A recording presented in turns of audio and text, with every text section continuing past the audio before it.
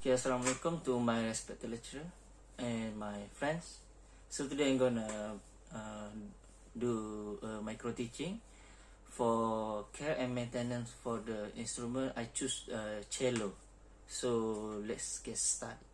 Before that, I'm sorry that my name is Muhammad Rasazwan Rosdi and my metric number is D2019 209 2053. So let's get started. Okay guys, now I want you to imagine this guitar is a cello. Okay, so up here we have scroll, we call it scroll, and the tuner is like this is pegs, and here is pegs box. Okay, and here is neck of a cello, your cello, and here we call fingerboard. Here we call upper bow. Okay, so here is bridge. Okay, you can see the hole here. We call that a C bow, and some tiny hole like F shape that called F hole. Okay, so for your cello is some, you know what we call that is a tall piece, and then the last thing is lower bow. Okay, just that part of your cello. Okay, so first we talk about handling a cello. Okay, so basically when handling your cello, you must be careful not to bump it into anything. Depending on how hard the bump is, it can damage the varnish, crack the wood, break the bridge, or cause a skin to come unplugged. Okay, when placing the cello into its case, never play it bridge down, or doing so that thing can damage the bridge.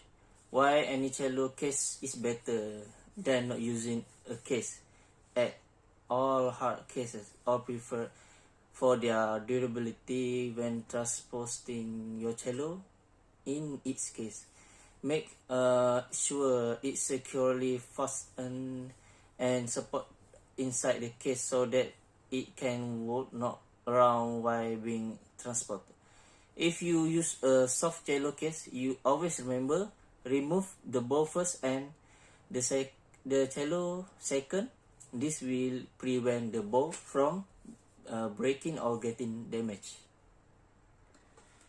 Okay, next is temperature and humidity. Okay, this is how your cello in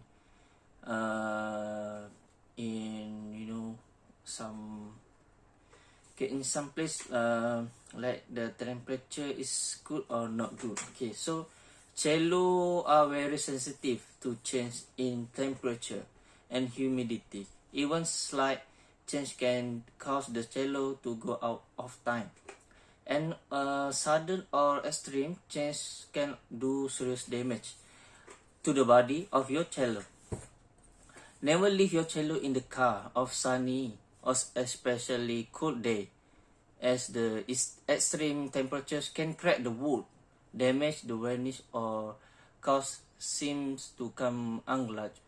To protect your cello from damage, it's a good idea to run a humidifier in the room where your cello is kept, since the optimal humidity range for a cello is 35 to 50%.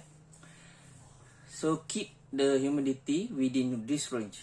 A popular humidifier choice is the Dampit, or a device that consists of a sponge-filled rubber tube that soak in water,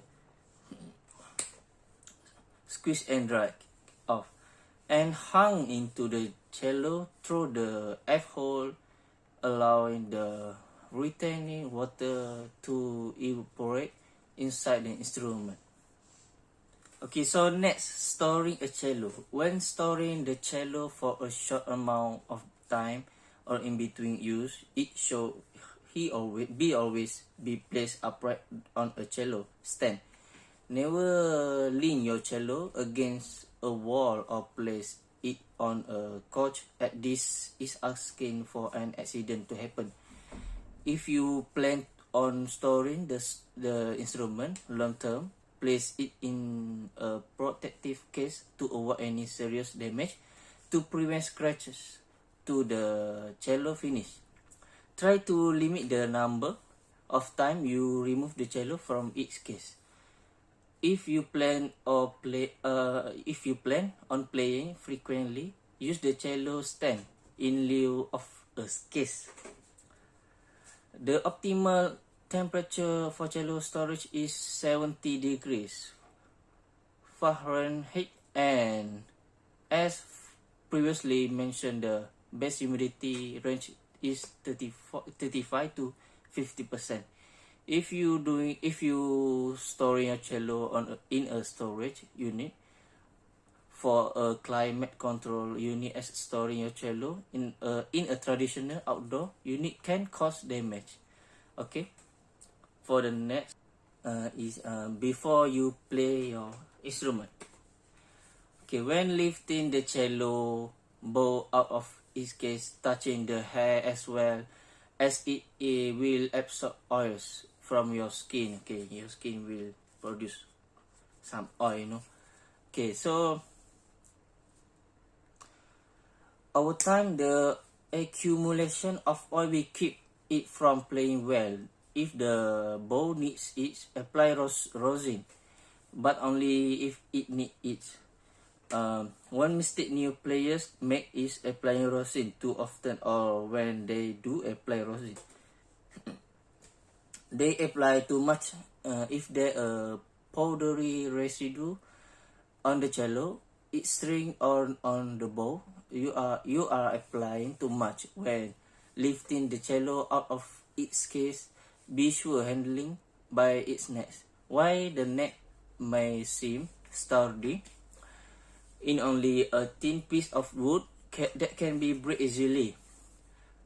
So handle it with care. Adjust the end pin to the head you prefer, and remember to place your cello on a stand whenever you take a break from playing. Okay, so the next, after you playing your cello, when you done playing, carefully wipe your cello down with a soft cloth. Not only will this wipe away any oil from your fingers, but it keep your cello free from excess rosin. Okay, rosin can actually eat away at your cello finish, and excess rosin on your cello strings can dampen its sound.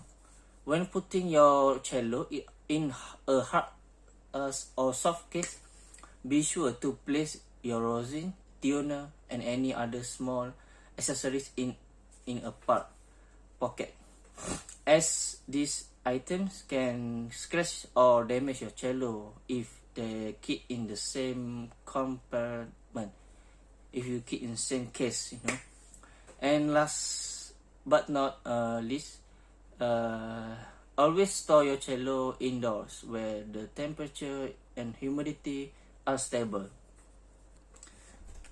Okay, so lastly, cleaning a cello. In addition to wiping down your cello after its use, your cello should be dusted off once a week with a slightly damp cotton cloth, even if it hasn't been played. When cleaning your cello with a cloth, use gentle circular motion to clean the surface. Don't press too hard, as excessive pressure could scratch your cello finish. If you notice an excessive build up of rosin that won't come off with a damp cloth, it's okay to use a very small amount of commercial violin or cello polish. Do not spray your cello with silicone or wax, and always remember that less is more. Cleaning the string once a month ensure optimal vibration and tonal qualities. To do so, stand the instrument upright and wipe the string with an alcohol moistened cloth. make sure that the alcohol doesn't come in direct contact with the cello, as it can ruin the finish. So if you suspect your cello isn't playing it best, okay, don't hesitate to make an appointment with a qualified repair technician at your local repair shop. They inspect it and test it for any damage. With a proper care and maintenance, your cello can provide you with a lifetime of beautiful music. Okay, so that explanation from me for the care and maintenance for your instrument for cello. So I hope you guys understand my micro teaching. So I hope you guys learn how to take care and make your instrument make make the qualities of your instrument better. So I hope you guys take care and all your instrument, doesn't matter string or anything, so that you can can take care of your instrument. So that's it from me. I hope you guys stay safe at home and be in healthy.